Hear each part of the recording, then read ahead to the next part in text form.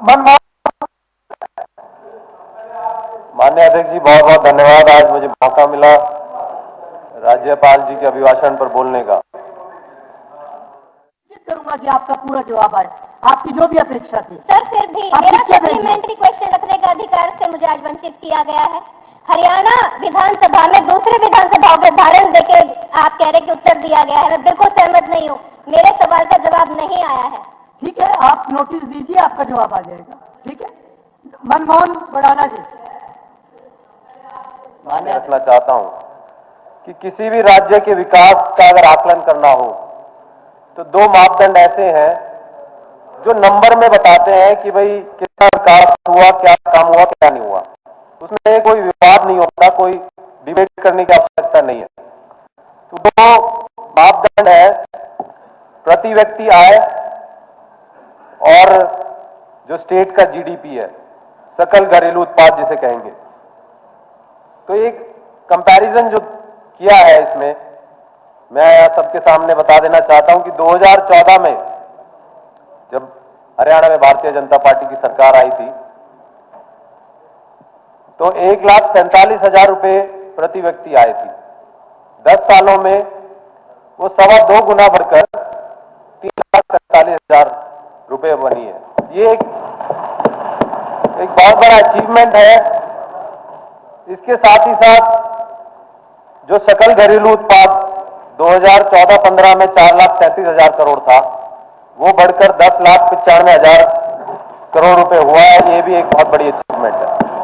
मैं नहीं कहता कि पिछली सरकारों में ये बढ़ा नहीं होगा, बढ़ा होगा, लेकिन उसका मैं एक छोटा सा उदाहरण देता हूं कि अगर 100 मीटर की दौड़ में किसी एथलीट का 20 सेकंड से 15 सेकंड हो गया तो कोई मायने नहीं है, लेकिन अगर 15 से 10 सेकंड जब क्रॉस कर जाता है तो वो काबिले तारीफ रहता है, वो ओलंपिक में जाने लायक वो खिलाड़ी होता है।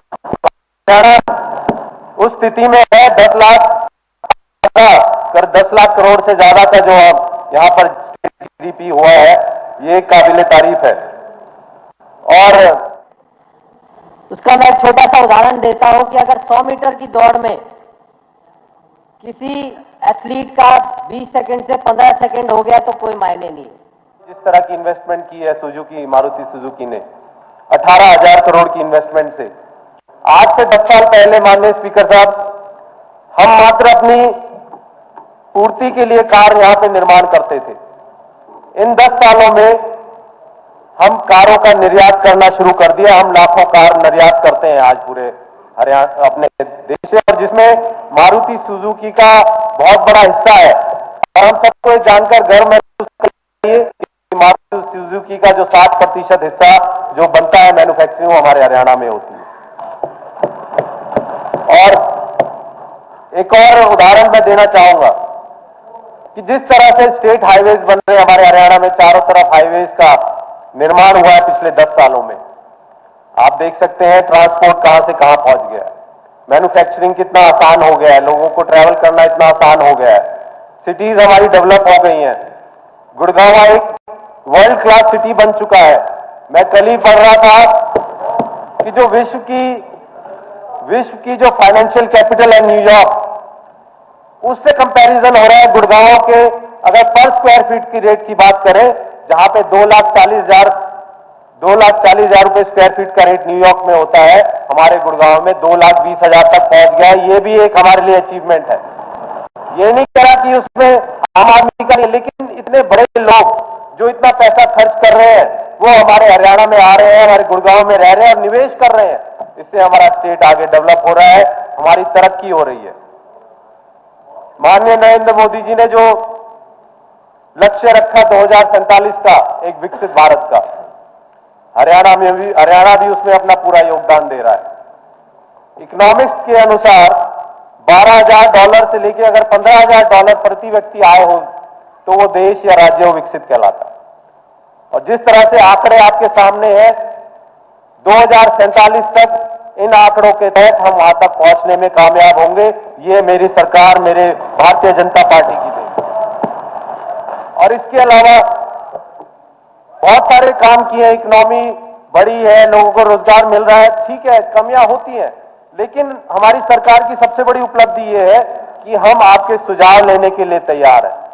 हम सिर्फ वो काम करते हैं जो हरियाणा की भलाई में हो, जो हरियाणा वासियों के भलाई में, तरक्की में जो काम हो वो करने के लिए हम सब तैयार हैं। आप हमें सुझाव दीजिए, हमें यकीन है, मुझे यकीन है मेरी सरकार उन्हें लागू करेगी और उन्हें जो है आगे बढ़ाने का काम करेगी। दूसरा एक बहुत बड़ी उपलब्धि जो मुझे लगता है मेरी सरकार की है, हमारी भारतीय जनता पार्टी की है, कि इतना सशक्त नेतृत्व जिसमें नॉर्मल से अधिकारी से लेके अगर कोई बड़ा अधिकारी या कोई मंत्री भी अगर कहीं किसी करप्शन में लिप्त हो तो 2 मिनट नहीं लगाती है उसके खिलाफ कार्रवाई करने में। ये एक हमारी सरकार की बहुत बड़ी उपलब्धि। ये मुझे नहीं लगता कि आज से पहले हरियाणा में कोई ऐसी सरकार बनी जो इतनी सशक्त हो। उन्हें सोचना पड़ता था, एमएलए या एमपी या उनके कहीं कोई अधिकारी किसी चीज में लिप्त पाए जाते थे तो सोचना पड़ता था कि इनके खिलाफ कार्रवाई करी जाए या ना करी जाए। लेकिन मेरी सरकार, हमारी सरकार ऐसी है, उन्हें जरूरत नहीं है, क्योंकि ये आम आदमी की सरकार है, लोगों पर निर्भर सरकार है, किसी नेताओं पर निर्भर सरकार नहीं है, यह आम जनता की सरकार है। ये एक बहुत बड़ी उपलब्धि मेरी सरकार की है हरियाणा गवर्नमेंट में। तो मैं और बहुत सारी बातें हैं, लेकिन क्योंकि समय बहुत कीमती होता है सदन का, ज्यादा हमारे नए सदस्य हैं और हमारी पार्टी की तरफ से ये विषय रख रहे हैं, जो हमारे मेन स्पीकर है उनका भी हम लोग समय चाहेंगे कि एक स्पीकर से हमारा कम होगा मगर मनमोहन जी अपनी बात को पूरा रखेंगे। और ज्यादा विषय तो मैंने सोचे नहीं।